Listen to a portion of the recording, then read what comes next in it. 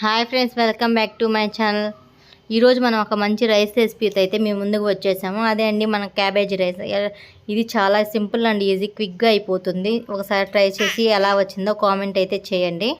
ఒక ప్యాన్ తీసుకొని దాంట్లో ఆయిల్ వేసి కొద్దిగా పోపు దినుసులు వేసుకోండి. అవి బాగా చిటపటలాడిన తర్వాత సన్నగా తరిగి ఉంచుకున్న టమాటో అండ్ 2 పచ్చిమిర్చి సన్నగా కట్ చేసుకొని ఇలా ఆయిల్లో వేసి వేయించుకోవాలి. అలాగే కొద్దిగా అల్లం వెల్లుల్లి పేస్ట్ వేసుకొని వేయించుకోవాలి. అల్లం వెల్లుల్లి పేస్ట్ వేయగానే కొద్దిగా మాడుతుంది, జాగ్రత్తగా చూసుకోవాలి. అలాగే ముందుగా కట్ చేసి ఉంచుకున్న క్యాబేజీని చిన్న చిన్న ముక్కలు కట్ చేసుకోవాలి. ఇది కూడా అలా ప్యాన్లో వేసి బాగా వేయించుకోవాలి. ఎందుకంటే క్యాబేజీ అనేది కొద్ది స్మెల్ వస్తుంది, అందుకని చెప్పి బాగా వేయించుకోవాలి.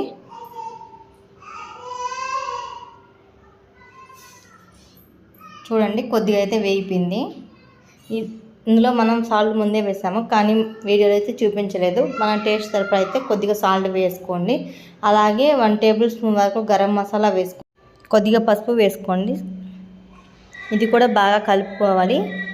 క్యాబేజీ పట్టే విధంగా లైట్గా స్మెల్ అయితే పోయే వరకు క్యాబేజీ అయితే బాగా వేయించుకోవాలి. ఇది ఇలా వేయిపోయేంత వరకు గట్టిగా తిప్పుకుంటూ ఉండాలి. అరగంట పోకుండా చూసుకోవాలి.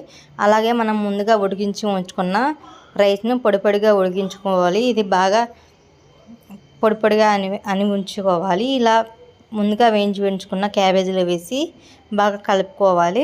ఇదైతే కొద్దిగా టేస్ట్ అయితే చాలా బాగానే వచ్చింది అని చెప్పాడు మా హస్బెండ్. అయితే ఇది మా హస్బెండ్ మీద అయితే ప్రయోగం చేశాను. ఫస్ట్ టైం అయితే చేశాను. ఇది మా హాస్టల్లో చేసేవాళ్ళు.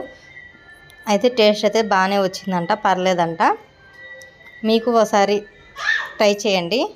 ఇలా ఇంటి మంచి వీడియోస్ కోసం మన ఛానల్ సబ్స్క్రైబ్ చేయండి. అలాగే కొద్దిగా కరివేపాకు వేసి సర్వ్ చేయండి. క్యాబేజీ రైస్ అయితే రెడీ అయిపోయింది. Bye bye.